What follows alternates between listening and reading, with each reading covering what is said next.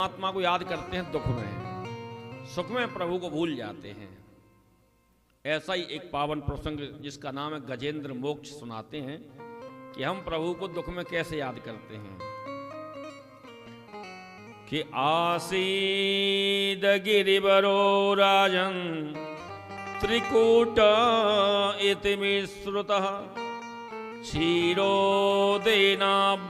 श्रीमान नियोजनायुतमोक्षितः।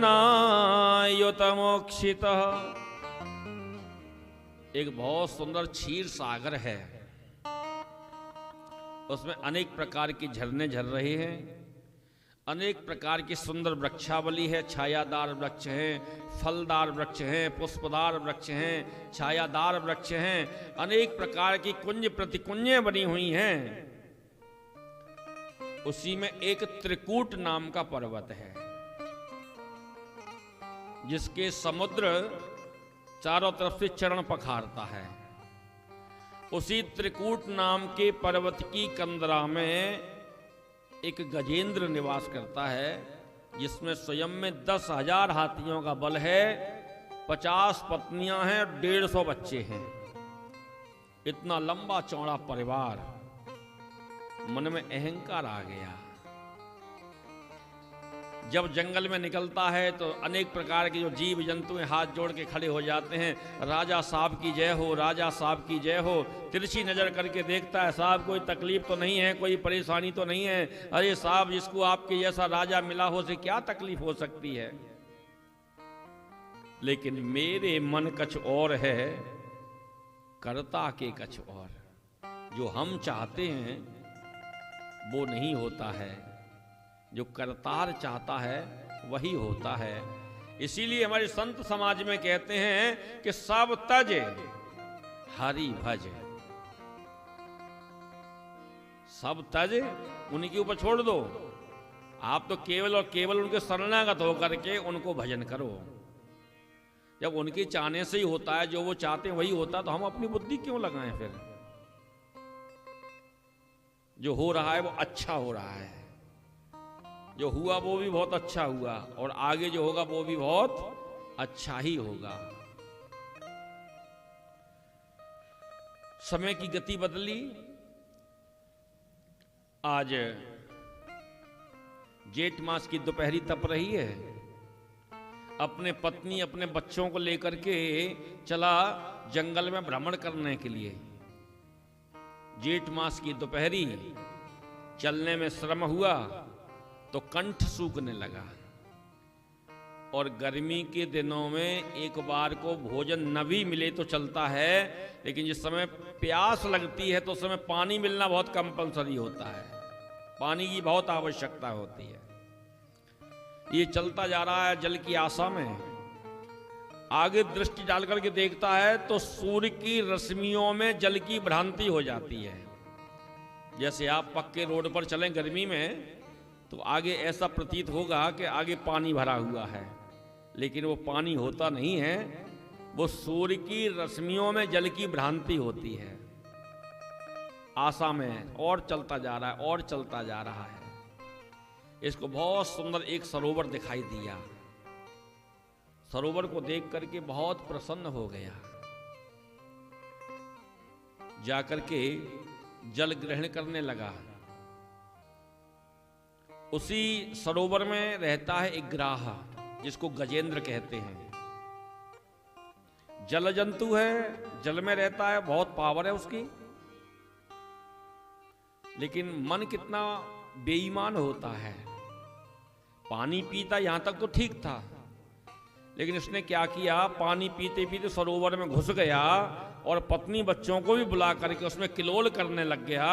अपनी सूंड में जल भरता है, कभी पत्नी के ऊपर कभी बच्चों के ऊपर उछालता है, किलोल कर रहा है।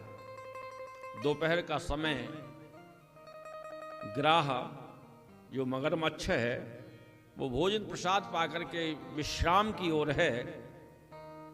आपने देखा हो गर्मियों में दोपहर का प्रसाद पाने के बाद में 2 घंटे की बड़ी प्यारी आती है कि नहीं।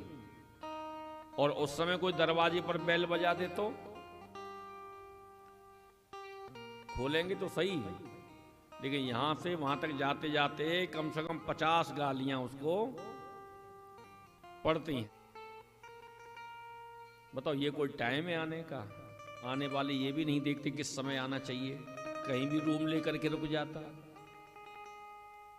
देखो, जब चाय मुंह उठाए चले आते, चलो इनके ने प्रकार ना दरवाजा खोल दिया, एक गिलास पानी भी पिला दिया,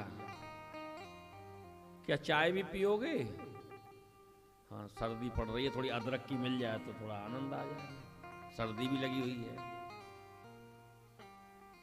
चाय दे दी ठसक करके। भोजन भी करना हो तो बता दीजिए, सुबह के चलें, कुछ खाने को व्यवस्था नहीं हुई, अगर बन जाए तो बड़ी व्यवस्था होगी। अब वो माता जो प्रसाद बना रही है, वो किस मन से भोजन बनाएगी? अच्छे मन से बनाएगी? न तो बनाने वाले का कल्याण है, न खाने वाले का कल्याण।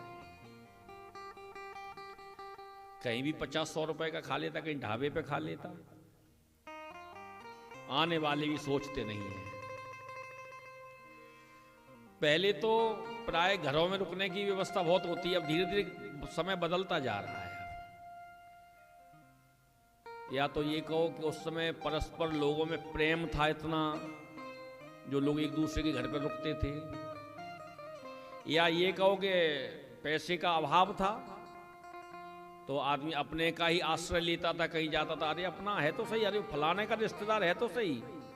दोनों ही बातें थी। अब लोगों पे पैसे की भी कमी नहीं है और थोड़े लोग स्वाभिमानी भी हो गए हैं और फैसिलिटी भी चाहिए लोगों को। तो इसलिए अब मेहमान केवल मिलने के लिए तो आते हैं, अब बहुत लोगों ने घर में रुकना कम कर दिया। इसीलिए तो दिन पे दिन गेस्ट हाउस और होटल बढ़ते जा रहे हैं। पहले इनमें कोई रुकता नहीं था तो बनते नहीं थे, लोग घरों में रुक जाते थे, महीनों रुक जाते थे। जैसे ही महाराज गजेंद्र ने प्रवेश किया, दोपहरी का समय, ग्राह ने देखा, अरे अभी अभी तो लेट थे, ये कौन आ गया? उसको क्रोध आ गया। और जब व्यक्ति को क्रोध आता है तो बुद्धि का नाश हो जाता है। और नाशवान बुद्धि फिर क्या करती है आपको पता ही है। उसने, ग्राह ने गजेंद्र के पैरों को पकड़ लिया। अभी भी अहंकार है। कोई जल जंतु होगा, जब बाकू पतो चलेगी कि जब जंगल के राजा साहब आए हैं तो आए कि हम तो क्षमा मांगे गो, हम बाकू क्षमा कर देंगे। जल जंतु है, पैर को पकड़ा, रक्तचाप होने लगा। कितना भी बड़ा पहलवान हो, शरीर से रक्त निकल जाए तो वीकनेस आती है कि नहीं? पत्नी बच्चे सब निकल कर खड़े हो गए बाहर, ये भी निकलना चाहता है। ग्राह अपनी ओर खींच रहा है और ये गजेंद्र अपनी ओर खींच रहा है। दोनों में युद्ध जैसी स्थिति हो गई। एक तिल मात्र भी हिला नहीं सका। इसने अपने बच्चों से कहा, रे भैया, हमने जीवन भर तुम्हारे लिए क्या नहीं किया? आज हम विपत्ति में फंसे हुए हैं तो तुम खड़े खड़े देख रहे हो, तुमको शर्म नहीं आती? हमें जल से बाहर निकालो। हो सकता है पिताजी संकट में हो। 150 बच्चे लगे, एक तिल मात्र हिला भी नहीं सके। पुत्रों ने, बालकों ने कहा, अब तो पिताजी निकलते ही नहीं, हमको तो लगता है कि आपका तो समय आ गया, हमको तो गृहस्थी बसाना है, बीवी बच्चे संसार का सुख भोगना है, अब आपको मरना है तो मरो पिताजी। पुत्र को पुत्र हो गए। पत्नियों से कहा, अरे तुम तो भाग्यवान पत्नी हो, 7 फेरे लेकर के आई हो, और विपत्ति में ही तो पत्नी की परीक्षा होती है। धीरज, धर्म, मित्र और नारी, आपतकाल परखिए चारी। पत्नियों ने कहा, पति की आज्ञा है, लेकिन ये स्वयं 10,000 हाथियों का बल रखने वाला नहीं खिंच कर सका, 150 मेरे बच्चे लगे, जवान मेरे बच्चे लगे, वो नहीं कुछ कर सके, तो अब हम तो शरीर भारी है, बुढ़ापा है, हम क्या कर सकते हैं? लेकिन फिर भी पति की आज्ञा है। 50 पत्नियां लगी, 2 मिनट में ही सांस ऊपर की ऊपर, नीचे की नीचे, बीपी बढ़ने लग गया उनका। लगता है अब तो अटैक वाली स्थिति हो रही है। अब आपका तो समय आ गया श्रीमान जी। गजेंद्र ने कहा चलो ठीक है, हमारा अंतिम समय आ गया, तो तुम सबके सब कम से कम मेरी नजरों के सामने तो रहो, इस विपत्ति में मुझे छोड़ के तो न जाओ कम से कम। आपको भी ये ज्ञान होगा कि ये प्राणांत होता है तो कितनी तकलीफ होती है, और मुझे भी ये संतोष रहेगा कि जब मेरे प्राण निकल रहे थे तो पत्नी बच्चे पूरा परिवार हमारे सामने खड़ा हुआ था।